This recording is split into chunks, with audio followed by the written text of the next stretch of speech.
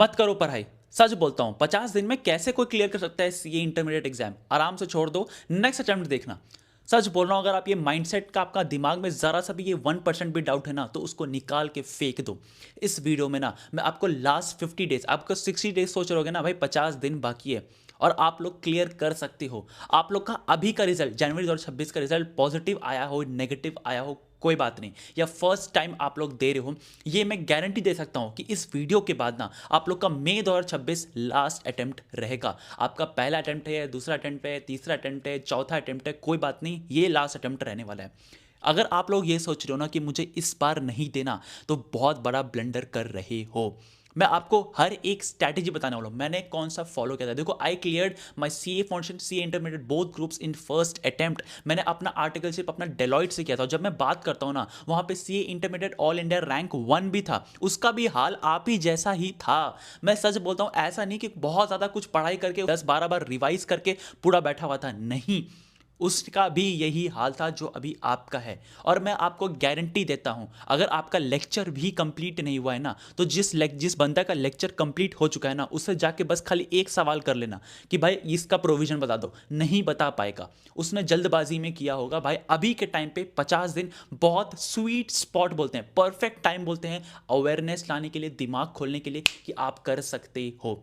अगर आप ये सोच रहे हो ना कि भाई मैं नेक्स्ट अटेम्प्ट दूंगा, बहुत बढ़िया, बहुत अच्छा कर रहे हो, नेक्स्ट अटेम्प्ट भी अगर आप फेल हो जाएगा तो आपका पूरा टाइम चल जाएगा। Time is very important. और आप लोग बस इतना सोच लो कि क्या वो रील स्क्रॉल करना, क्या वो मोबाइल चलाना ज़्यादा इंपॉर्टेंट है नाम के आगे सी ए लगाना? हाँ भाई, इंटरमीडिएट क्लियर करने के बाद तो सीए नहीं लगा सकते, लेकिन सीए फाइनलिस्ट बन तो सकते हो, एक सीढ़ी ऊपर जा तो सकते हो। आपके पेरेंट्स आपको आर्टिकलशिप करते हुए देख तो सकेंगे, बड़े बड़े फर्म्स में जाओगे। मैं भी आर्टिकलशिप डेलॉइट में क्या होता है ना भाई, मैं भी आपको सारा रेफरेंस दूंगा बिग फोर का। आपको जितना भी आपको रेफर करने का होगा, मैं बिग फोर का ईमेल आईडी दूंगा, सारे स्किल्स बताऊंगा कौन से सीखना चाहिए, इन बिटवीन कौन से सर्टिफिकेट्स कहाँ से मिल सकते हैं ताकि आप सीवी बना सकते हो, वो सारे इसी चैनल में दूंगा। तो भाई चैनल को सब्सक्राइब करके रख लेना। लेकिन अभी मैं आपको उस स्ट्रैटेजी बताने वाला हूं जो मैंने फॉलो किया, और आपको दिल से बताने वाला हूं कि ऐसे आप लोग कर सकते हो। देखो, मैं आपको पूरा स्ट्रैटेजी बता रहा हूं, दिल से बहुत ध्यान से सुनना। सबसे पहले एक शीट बनाओ और एक शीट में स्ट्रॉन्ग पॉइंट और वीक पॉइंट्स लिखो। मैंने भी यही किया था फर्स्ट डे पे। अब अगर आप लोग का स्ट्रॉन्ग पॉइंट्स क्या आता है, जैसे कि कौन सा सब्जेक्ट्स जो आप कंफर्ट ले सकते हो, मतलब आप लोग को लगता है कि भाई कंफर्ट आ सकता है मुझे इस सब्जेक्ट से, अगर मुझे क्वेश्चन पूछा तो मैं 40 नंबर तो लेकर जाऊंगा। वो कौन से स्ट्रॉन्ग पॉइंट्स है, कौन से वीक है जिसमें मैं 10 नंबर भी नहीं ला सकता, वो वीक लिखो।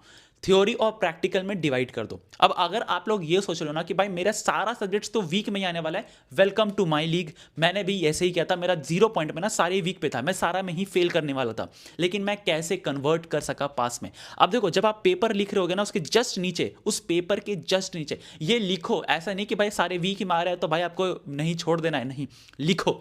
और उसके बाद आप चेंज देखते रहना, कितना ज़्यादा चेंज आएगा। जैसे वो शीट पहला दिन में लिखोगे ना, उसके नीचे लिख देना सी ए, अपना कमेंट नाम लिख देना सी ए, जैसे मैंने लिखा था सी ए उज्जवल शर्मा। और ऐसे ही मैं आप लोग को भी बोलता हूं, इस कमेंट सेक्शन में ना अपना मैनिफेस्ट करो, सी ए लगा के कमेंट करो कि सी ए ये होगा। और मैं आपका और आपका और मेरा बहुत ज़्यादा नॉर्मल होने वाला है। मेरा भी अभी बहुत ज़्यादा नियर आ चुका है एग्जाम, तो मैं भी उसका प्रिपेयर कर रहा हूँ। और मुझे भी ये मैनिफेस्टेशन जब मैं लिखता हूँ ना, जब भी एक पेपर में लिखता हूँ ना, जब ये मुझे गिव अप करने का मन करता है ना, मैंने नाम के लगा के देखता हूँ कितना ज़्यादा सेक्रीफाइस, कितना ज़्यादा मैनेज करना पड़ता है। ये एक मैराथन है और इसको भागने के लिए आपको पेशेंस, आपका फोकस, सब चीज़ चाहिए। तो भैया नाम के आगे लगा के कमेंट करो और देखो कितना ज़्यादा सेक्रीफाइस लगता है। और ये मेरे लिए नहीं, अपने लिए कमेंट करो। जिस दिन आप बन जाओगे ना, तो उस दिन आप आके देखना कि भाई मैंने कमेंट किया था। अब आगे बढ़ते हैं भाई। सबसे पहला चीज़ तो ये, उसके जस्ट पेपर के नाम के आगे नीचे ना लिख देना सी ए। और जब उस दिन आप पेपर खोलोगे ना, देखना कि मुझे कन्वर्ट करना है वो सारी वीक को स्ट्रॉन्ग में।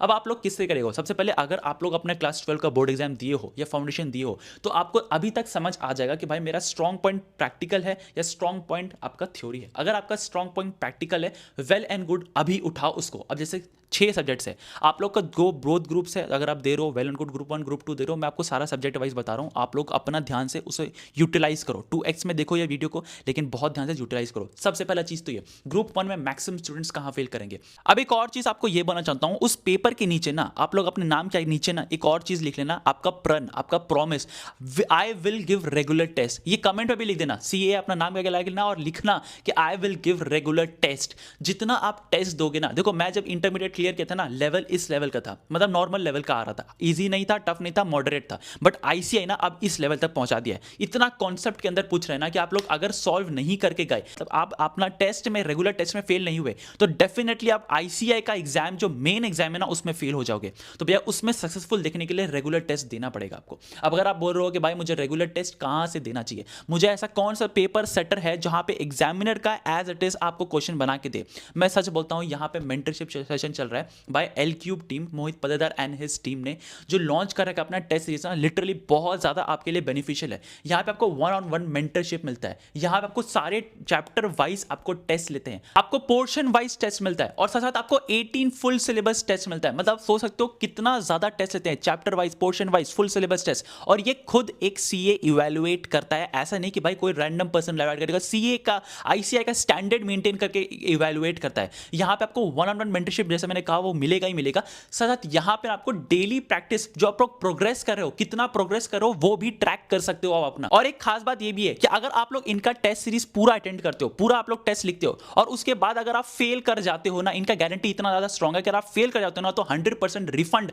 आपको मिल जाएगा। साथ साथ यहाँ पे इनका सेपरेट व्हाट्सएप ग्रुप भी है जहां पे आपको सारा चीज आपको हेल्प करता है अपना पूरा मेंटर करने में, टॉपर कॉपी का एनालिसिस भी ये प्रोवाइड करते हैं। साथ साथ इनका क्वेश्चन बैंक जो है इनका ऐप में मिल रहा है फ्री, वो भी बिल्कुल। तो आप लोग उनको कितना ज्यादा फ्री आपको सीए का कम्युनिटी है ना उतना कितना ज्यादा ये लोग प्रोवाइड कर रहे हैं आप लोग सोच सकते हो। तो भाई आपको मैं हाईली रिकमेंड करता हूं कि प्लीज जाके इनका जो डिस्क्रिप्शन बॉक्स में लिंक डाल के रखा है उसमें जाके एनरोल करो, मेरा कूपन कोड यूज करोगे ना तो आपको एडिशनल डिस्काउंट भी मिल जाएगा। मैं प्रमोट नहीं, आपको बहुत ज्यादा सजेस्ट कर रहा हूं कि प्लीज जाके इन टेस्ट सीरीज को एनरोल करके जाके दीजिए, तो जिससे वजह से आपको रेगुलर टेस्ट मिलेगा, आप लोग इवैल्यूएट कर पाओगे, साथ साथ आप लोग इंप्रूव कर पाओगे, आपको डेली टारगेट दिया जाएगा यहां पे ताकि आप लोग इंप्रूव कर सको। तो प्लीज मेक श्योर करिएगा कि भाई आप जाओ। इनका 5 AM क्लब भी चल रहा है, अगर आप एनरोल करते हो ना तो 5 AM क्लब में भी ये लोग ले लेते हैं, तो चेकआउट करो, लिंक इसका डिस्क्रिप्शन बॉक्स में डाला गया है। I would highly suggest everyone जाके जरूर जाके चेकआउट करना। टेस्ट जाके जितना दोगे, जितना अभी फेल करोगे उतना ज़्यादा चांसेस है कि भाई आप लोग दे सकते हो। और इनका अगर आप फेल कर लिया ना मे एग्जाम में तो 100% रिफंड पॉलिसी, तो घबराने वाली बात भी नहीं है कि भाई आपको कैसे सब्जेक्ट वाइज पढ़ना है। जैसे मैंने आपको कहा कि आप कहाँ फेल करोगे, ग्रुप 1 में आप लोग सबसे पहले फेल करने वाले हो लॉ में और आपका टैक्सेशन में। दूसरा ग्रुप 2 में आप लोग फेल करने वाले हो ऑडिट में। ये मैं गारंटी के साथ कह सकता हूं क्योंकि 90% स्टूडेंट्स ग्रुप 1 और ग्रुप 2 में यही 2-3 सब्जेक्ट में फेल करते हैं। भैया आपको अभी कैसे पढ़ाई करना है, सबसे पहला चीज तो ये, जितना आप लोग का स्ट्रॉन्ग पॉइंट है, अब जैसे कि क्लास 11 12 फाउंडेशन आपने अकाउंट्स दिया है तो आपको अच्छे से ग्रैस्प है नॉलेज को, डेबिट क्रेडिट करने आता है, तो भाई आप लोग का एक स्ट्रॉन्ग है अकाउंट्स, तो भाई उसको यूटिलाइज करो। 80+ टारगेट करने का आपको सब्जेक्ट वाइज बता रहा हूं, तो भाई सब्जेक्ट वाइज सुनते रहो। सबसे पहले अकाउंट्स उठाओ, एडवांस अकाउंट, और उसके बाद 80+ टारगेट करने का कोशिश करो। अब इसमें मैं डिटेल स्ट्रेटेजी इसलिए नहीं बता रहा क्योंकि आपको 100% सिलेबस उठाना है। एक पॉइंट जो मैं आपको कहना चाहता हूं, थ्योरी देखो, आप प्रीवियस पेपर का जितना भी एनालाइज करोगे, बाय द वे मैं एबीसी एनालिसिस प्रोवाइड करूंगा, most important question, most important topics provide करूंगा। जितने भी एनालाइज करोगे ना उसमें देखोगे जितना भी थ्योरी क्वेश्चन आया और उसके साथ कुछ प्रैक्टिकल क्वेश्चन आया, प्रैक्टिकल क्वेश्चन में ना लिटरली बहुत ईजी क्वेश्चंस प्रोवाइड करते हैं, मतलब बहुत ईजी क्वेश्चंस पूछ लेते हैं, जिसको मैक्सिमम स्टूडेंट थ्योरी क्वेश्चन देख के छोड़ देते हैं क्योंकि भाई उनको लगता है कि थ्योरी मैंने पढ़ के नहीं आया और प्रैक्टिकल जो ईजी था उसको भी छोड़ देना पड़ता है। तो भाई वो गलती मत करना, थ्योरी बहुत ईजी आता है और उसके साथ प्रैक्टिकल क्वेश्चन भी बहुत आसान आता है। तो भैया थ्योरी करके जाओ, डे 1 से प्लान बनाना कि भाई आप थ्योरी कैसे पढ़ोगे। अकाउंट्स का ये हैक है, इसको यूटिलाइज करो, इसकी वजह से मुझे भी एग्जामिशन मिला है। नेक्स्ट आता है कि भैया आप लोग लॉ कैसे करोगे। अब देखो आपको मैं सच बोलता हूं, अदर लॉ 30 नंबर का आता है, 30 मार्क्स का आता है और वो बहुत ईजी आता है। फेमा को अगर आप अच्छे से कर लिए, क्योंकि बहुत ज़्यादा वेटेज रखता है फेमा अदर लॉज में, 30 नंबर का आता है। अगर आप अदर लॉ को अच्छे से ग्रास्प कर लिए ना, बहुत ज़्यादा आपका नंबर बढ़ जाएगा और पास करने का चांसेस बढ़ जाएगा। अदर लॉ अच्छे से कर लिए, एलएलपी अच्छे से कर लिए, तो मैं आपको बोलूंगा ना 25 to 30 आप लोग इजीली ला सकते हो। अगर आप अदर लॉ एकदम रट के चल गए, एलएलपी अच्छे से करके चल गए, 30 पहुंच सकते हैं आपका नंबर। और 10 नंबर ही तो लाना है भाई कंपनीज एक्ट में, सोचो कितना ज़्यादा आसान हो जाएगा भाई। अगर आप कंपनीज एक्ट के 4 चैप्टर भी कर लिए ना अच्छे से, जो मैं 4 चैप्टर बताने वाला हूँ, जैसे कि ऑडिटर हो गया, आपका डिपॉजिट्स हो गया, बहुत सारे चैप्टर्स हैं जो मैं आपको एबीसी एनालिसिस में प्रोवाइड कर दूंगा। अगर आप वही करके चल गए ना तो भाई 10 से 15 नंबर तो आप इजीली ला सकते हो, मतलब उसमें तो गारंटीड क्वेश्चन है। तो भाई आपको लॉ को अभी के टाइम पे अदर लॉ से चालू करना है और उसके बाद अदर लॉ से बाद कंपनीज एक्ट में जाना, क्योंकि वो बहुत ज़्यादा आपको सपोर्ट करेगा। अदर लॉ कॉन्फिडेंट भी आपको बढ़ा देगा, फेमा पढ़ के जाओगे तो कॉन्फिडेंस बढ़ा देगा। प्रेजेंटेशन पे ध्यान देना। आईसीआई का जब आप लोग कोई भी टीचर का बुक लेते हो ना, उसके बाद उसमें कुछ क्वेश्चन जो उसका आंसर उसको जो प्रोवाइड करते हैं ना वो आसान भाषा में प्रोवाइड करता है। अगर आईसीआई का जो एग्जाम है उसमें सजेस्टेड आंसर जो लिखा है उसका कीवर्ड से आप मैच नहीं करते हो, आपको कॉन्सेप्ट कितना ही स्ट्रॉन्ग क्यों ना हो, लेकिन अगर आप कीवर्ड्स नहीं लिख के आएंगे ना लॉ के पेपर में तो भाई आपको नंबर नहीं मिलेगा। और ये सच्चाई है, केस लॉज को आपको 4 पैराग्राफ में लिखना है, जैसे कि आप क्या प्रोविजंस क्या है, उसके बाद फैक्ट्स ऑफ द केस क्या है, फैक्ट्स जो क्वेश्चन में दिया है, उसके बाद मिला जुला के प्रोविजन फैक्ट्स मिला के, और उसके बाद कंक्लूजन। ये 4 पैराग्राफ में नहीं लिखे है ना, केस लॉ में नंबर नहीं मिलेगा। तो भैया ये गलती मत करना। और केस लॉस जितना आप अभी सॉल्व करोगे, जितना जैसे मैंने कहा टेस्ट दो, जितना आप अभी सॉल्व करोगे ना, उतना ज़्यादा चांसेस बढ़ जाएगा कि भाई आप लोग को वहाँ पे जाके एग्जाम हॉल में जाके कोई दिक्कत नहीं आने वाला है। तो भैया केस लॉ अभी से चालू कर दो सॉल्व करना। नेक्स्ट आता है टैक्सेशन। अब देखो इसका एक हैक है, आपको मैं सच बोलता हूँ, टैक्सेशन इतना आसान हो जाएगा ना, इतना ज़्यादा ईजी हो जाएगा ना कि आप सोच नहीं सकते हो। जीएसटी मतलब लिटरली मैं आपको प्रेडिक्ट करके अभी से बोल सकता हूँ, आईटीसी का पेमेंट ऑफ टैक्सेशन का एक आएगा क्वेश्चन, वैल्यू ऑफ सप्लाई का एक क्वेश्चन आएगा, और साथ साथ आप लोग का जो रिवर्स चार्ज मैकेनिज्म है, आरसीएम और एग्जेम्पशन, इसमें से एक एक क्वेश्चन आएगा। तो भैया ये चारों चैप्टर तो करके ही जाना है। तो भाई बहुत ज़्यादा ईजी क्वेश्चन आता है जीएसटी का, मैं सच बोलता हूँ। अगर आपको टैक्सेशन में, मैंने जीएसटी को रट्टा मार के किया था, लिटरली बहुत ईजी क्वेश्चन आता है, आप अच्छे से सॉल्व कर पाओगे। ज़्यादा टाइम जीएसटी को दो, उसके बाद आप इनकम टैक्स में जाओ, कैपिटल गेन्स, पीजीवीपी, आपके बाद टीडीएस, टीसीएस, उसके बाद आप लोग जाओ दूसरा जजमेंट की सेट ऑफ हो गया, कंप्यूटेशन हो गया, एक पूरा प्रॉब्लम सॉल्व करो। अगर आप यही कर लिए ना, आप लोग इजीली जस्ट चुटकी से पास कर सकते हो टैक्सेशन। और ये हैक बहुत लोग को नहीं पता, तो भाई आप लोग को ये मैक्सिमम लोगों को बताना है। शेयर करो यार मेरा वीडियो को, और लाइक कर दो यार, वीडियो को लाइक नहीं करते हो आप लोग, मुझे देखता हूँ, और कमेंट कर दो, ठीक है, ताकि मैं आपके लिए ऐसे वीडियो लेकर आऊँ। साथ साथ मैं टैक्सेशन का ना एक इंपॉर्टेंट क्वेश्चन बना रहा हूँ, सेट ऑफ क्वेश्चन एक शीट में, जहाँ पे मोस्ट इंपॉर्टेंट क्वेश्चन कौन सी है, जिसमें ट्रिकी क्वेश्चन कौन सा है, ट्रिकी पॉइंट्स कौन सा है, वो पीडीएफ भी मैं आपको प्रोवाइड कर दूंगा। अगर आप मेरे टेलीग्राम में जुड़ जाना भाई, टेलीग्राम में, ठीक है। तो भाई जरूर जाके चेकआउट कर लेना टेलीग्राम, ताकि मैं वो प्रोवाइड कर दूँ, और चैनल को सब्सक्राइब कर दो यार, ऐसे ही लेके आता हूँ मैं। नेक्स्ट आता है कि भाई ग्रुप 2। अब कॉस्ट मैनेजमेंट अकाउंट बहुत ईजी है, जैसे मैं एडवांस अकाउंट बोलता हूँ बहुत ईजी है। CMA cost and management account बहुत ईजी है, 80+ बहुत ईजिली ला सकती हो। 5 chapter, standard costing, service costing, ABC analysis, employ तथा मटेरियल लेबर हेड, और एक सर्विस कॉस्टिंग भी है। बजट एंड बजटेड कंट्रोल बहुत इंपॉर्टेंट है। अगर आप यही करके चल गए ना, आप लोग ईजिली 40 से ज़्यादा लेके आ सकते हो, क्योंकि ये बहुत स्ट्रिक्ट, मतलब क्या बोलते हैं ना, आईसीए का ये पैटर्न ही ये है कि ये सारे इससे क्वेश्चन पूछना है तो पूछना है। और cost and cost record by cost, मतलब लिटरली बहुत ईजी चैप्टर है, प्रेडिक्टेबल आपको चैप्टर्स मिल जाएगा कॉस्ट एंड मैनेजमेंट अकाउंट में। मैं तो प्रेडिक्ट करके गया था, मुझे पता था ये सारी चीज़ आएगी, और वही आया, और उसी को सॉल्व करके गया हूं ना, बहुत इजीली सॉल्व हो जाता है। सर्विस कॉस्टिंग से एक क्वेश्चन तो कंपलसरी है, तो भाई उसको अच्छे से रट के चल जाओ, आपको आराम से नंबर मिल जाएगा। और दूसरा बहुत सारे चैप्टर्स है जो मैं आपको ऑलरेडी एबीसी एनालिसिस में बताऊंगा, तो भाई उसको करके जाना है। नेक्स्ट आता है कि भाई आप लोग किस तरीके से ऑडिट पढ़ोगे, अब जो कि मोस्ट इंपॉर्टेंट है। SA 700 सीरीज बहुत इंपॉर्टेंट है, लिटरली SA 700 का सीरीज अगर कोई छोड़ के जा रहा है ना, तो बहुत ज़्यादा लेम लगेगा, वो पास फेल करने वाला है। लिटरली 700 सीरीज बहुत ज़्यादा इजी भी है, और बहुत ज़्यादा स्कोरिंग भी है अगर आप करके जाओगे तो। और लिटरली बाकी जो आपका SA है, जैसे कि 200 हो गया स्टार्टिंग का, फ्रॉड का कौन सा हो गया, आपको जो इंडिपेंडेंस कौन सा, लिमिटेशंस ऑफ ऑडिटर, ये सारी चीज़ आपको पढ़ के जाना है। क्योंकि केस स्टडी से ना आज के टाइम पे इंटर में क्या आ रहा है ना, कि लिमिटेशंस ऑफ ऑडिटर का जो पॉइंट्स है वो पूछ नहीं रहा है कि भाई what are the limitations of auditor, ये पूछेगा कि भाई इतना सारा चीज़ था, एब्सोल्यूट एश्योरेंस क्यों नहीं देता था, रिजनेबल एश्योरेंस क्यों देता है, और उसके बाद ये बोलेगा कि भाई आप अगर ये केस स्टडी बना देगा, पॉइंट्स बता देगा लिमिटेशंस का, और बोलेगा कि क्या ये सही है कि नहीं है, क्या उसका जस्टिफाई, CA राजकुमार क्या ये जस्टिफाई करता है कि भाई वो सारे चीज़ को चेक नहीं कर सकता, material misstatement other than sample जो प्रोवाइड किया उसमें मटेरियल मिसस्टेटमेंट है, तो लिमिटेशंस ऑफ ऑडिटर के बारे में लिखना पड़ेगा। तो भाई ये केस स्टडी बना के ना ऑडिट में पूछ रहे हैं, और अगर आप लोग उस केस स्टडी से क्वेश्चन समझ नहीं पाएगा ना, क्वेश्चन माइंड नहीं रख पाएगा ना, प्रोफेशनल स्केप्टिसिज्म आपको अपने अंदर रखना पड़ेगा सारे सब्जेक्ट्स के लिए, वो नहीं कर पाए ना, तो भाई फेल हो जाओगे आप। तो भाई ऑडिट में जैसे मैं आपको एक्सप्लेन कर पाया, जो मैं क्या बोलना चाहता हूँ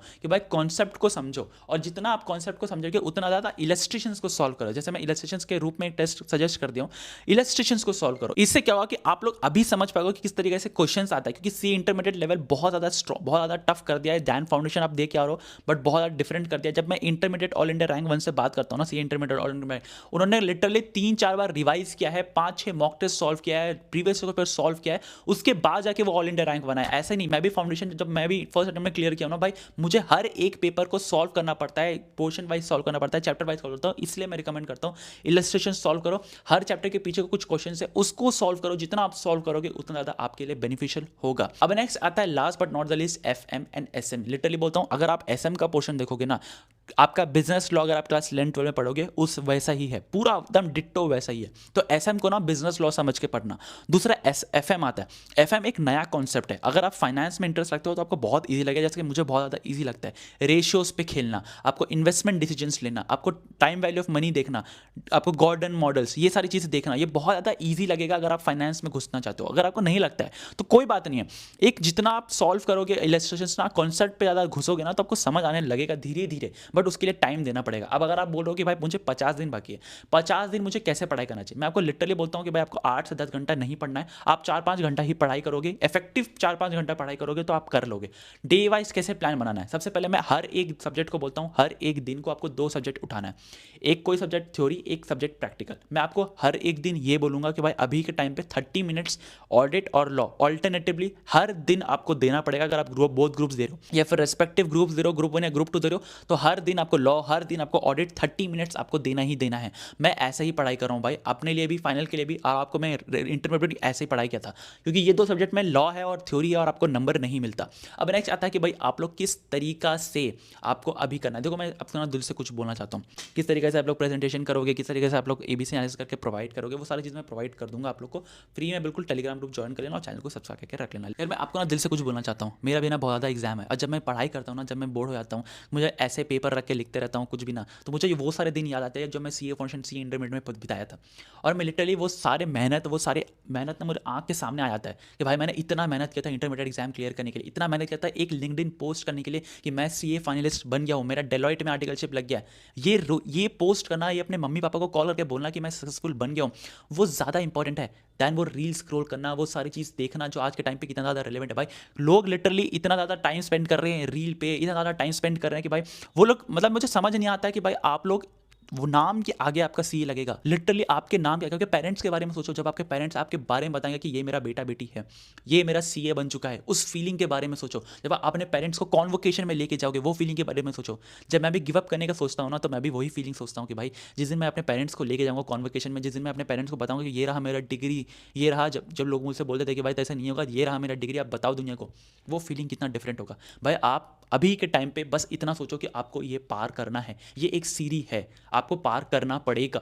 और जो लोग बोलते हैं ना कि भाई आपसे नहीं हो सकता, ये रहा मेरा पेन, भाई ये पेन उठाओ और दुनिया को प्रूव कर दो कि भाई आप लोग कर सकते हो, आप लोग इजीली पास कर सकते हो, ये दुनिया को प्रूव कर सकते हो। आप लोग एक एवरेज स्टूडेंट, एवरेज स्टूडेंट ना लेबल प्रोवाइड करता है सोसाइटी कि भाई आपका नंबर कम आया, एक एवरेज स्टूडेंट हो, नहीं भाई, उनको प्रूव करने के लिए पेन उठाओ, यही मौका है कि आप कर सकते हो। आपको एक सच बोलता हूँ भाई, मैं ना भी अभी लिटरली इतना पढ़ाई कर रहा है ना, मुझे पता है कि भाई आप लोगों के साथ क्या बीत रहा होगा, रील देखने का मन कर रहा होगा, मूवीज़ देखने का मन कर रहा होगा, भाई क्या कर सकते हैं, our life is difficult, we are the elite groups. जो CA बनना चाहते हैं ना, वो एलीट ग्रुप्स होते हैं, और उस एलीट ग्रुप, मतलब अगर CA ईजी होता ना तो everyone would have done it.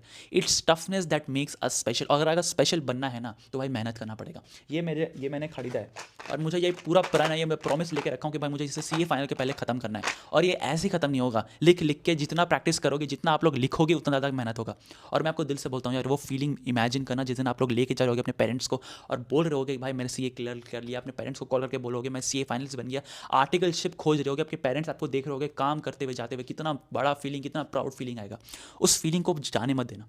बस जिस दिन गिव अप करने का मन करेगा ना, उस दिन उठाओ पेन और उस दिन प्रूव कर दो कि आप लोग कर सकते हो। मुझे पता है आप लोग कर सकते हो, ठीक है। तो आज के लिए बस इतना ही। टेस्ट दो, रेगुलर टेस्ट दो, आप लोग के लिए बोलता हूँ, जितना आप रेगुलर टेस्ट दोगे, जितना आप अभी फेल होगे, उतना ज़्यादा बेनिफिशियल होगा बाद में। तो आज के लिए बस इतना ही, मिलते हैं अगले वीडियो में, तब तक के लिए बाय। चैनल को सब्सक्राइब करना मत भूलना, रेगुलर टेस्ट डिस्क्रिप्शन बॉक्स में लिंक डाल कर रखा है, उसको जाकर एनरोल कर लो, और काफ़ी सारी वीडियोस आने वाली है जो कि आपके लिए काफ़ी ज़्यादा बेनिफिशियल रहेगा। आज के लिए बस इतना ही, मिलते हैं अगले वीडियो में।